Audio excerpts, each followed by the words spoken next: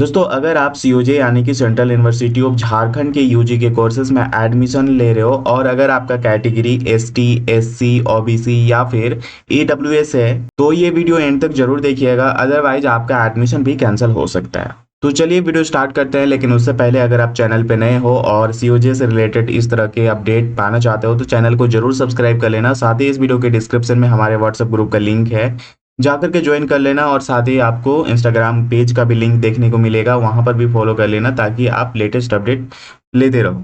ठीक है, तो चलिए वीडियो स्टार्ट करते हैं और बात करते हैं इन सभी चीज़ों के बारे में कि कैसे आपका एडमिशन कैंसिल हो सकता है अगर आपका कैटेगरी एससी, एसटी, ओबीसी या फिर ईडब्ल्यूएस है। तो उसके लिए यहाँ पर सीओजे के द्वारा एक नोटिस जारी किया गया है, कास्ट सर्टिफिकेट यानी कि कैटेगरी सर्टिफिकेट से रिलेटेड, जो आप यहाँ पर देख सकते हो। ठीक है, कई स्टूडेंट ये मेरे से कमेंट करके डीएम करके पूछ भी रहे थे कि अगर जो कास्ट सर्टिफिकेट है, कैटेगरी सर्टिफिकेट है, वो सीओ लेवल का नहीं रहता है या फिर सीओ लेवल का है तो क्या होगा।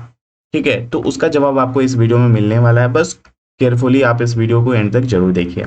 यहाँ पर इस नोटिस में जो भी चीजें बताया गया है इसको सिंपल पॉइंट्स में चलिए मैं आपको बताने का कोशिश करता हूँ। तो देखिए, ऑलरेडी मैंने आपको बताया कि अगर आप सीओजे में एडमिशन लेना चाहते हैं और अगर आपका कैटेगरी एसटी, एससी, ओबीसी या फिर ईडब्ल्यूएस है तो फिर ये वीडियो आपके लिए इन्फॉर्मेटिव हो सकता है। वो कैसे? क्योंकि जो कास्ट या फिर कैटेगरी सर्टिफिकेट चाहिए, यहाँ पर इस नोटिस में बताया गया है कि किस फॉर्मेट में होना चाहिए और किन किन अधिकारियों के द्वारा वो जारी किया होना चाहिए।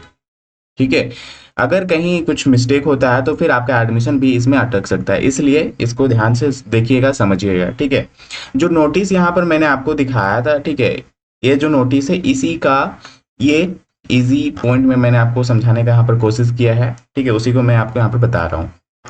तो यहाँ पर देखिएगा, फर्स्ट में यहाँ पर जो है फर्स्ट पॉइंट, काउंसलिंग एडमिशन या फिर यहाँ पर कर सकते हैं फॉर्म अप्लाई करते वक्त आप यहाँ पर जो कास्ट सर्टिफिकेट या फिर कैटेगरी सर्टिफिकेट दोगे वो किस फॉर्मेट में और किन अधिकारियों के द्वारा होना चाहिए। ठीक है, तो यहाँ पर जो फॉर्मेट है वो GOI यानी कि गवर्नमेंट ऑफ इंडिया फॉर्मेट में होना चाहिए।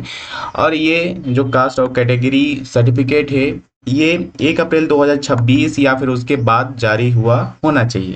इसके बाद यहाँ पर थर्ड पॉइंट है, सर्टिफिकेट केवल इन अधिकृत अधिकारियों जैसे कि DC, SDO, तहसीलदार, एग्जीक्यूटिव मजिस्ट्रेट या फिर आप यहाँ पर और भी जो अधिकारी हैं देख सकते हो, यहाँ पर डिटेल में बताया गया है जैसे यहाँ पर। ठीक है, ये पॉइंट्स आप इनमें से किसी भी अधिकारी के द्वारा बनवा सकते हो।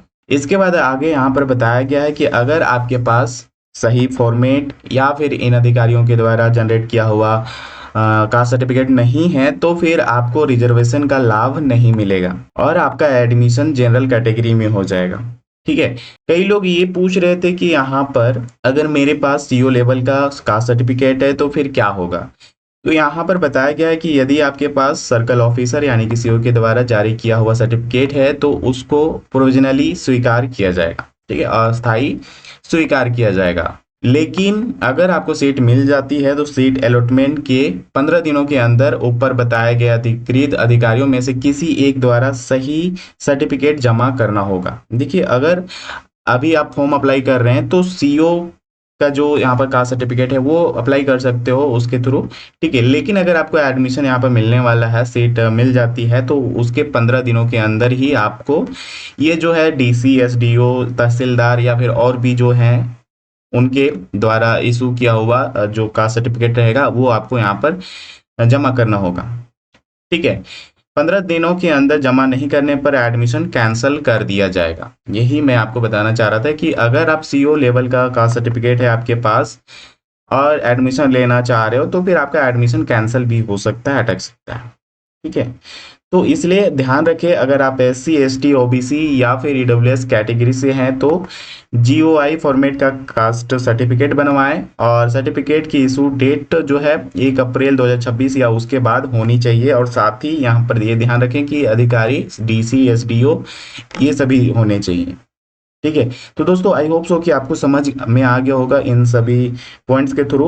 अगर कुछ भी और डाउट्स हो तो कमेंट सेक्शन में जरूर बताएं। तो आज के वीडियो में बस इतना ही, मिलते हैं और भी इसी तरह के इन्फॉर्मेटिव और हेल्पफुल वीडियोस के साथ। बाकी वीडियो हेल्पफुल लगा हो तो अपने दोस्तों के साथ शेयर जरूर करें और एक लाइक जरूर करें।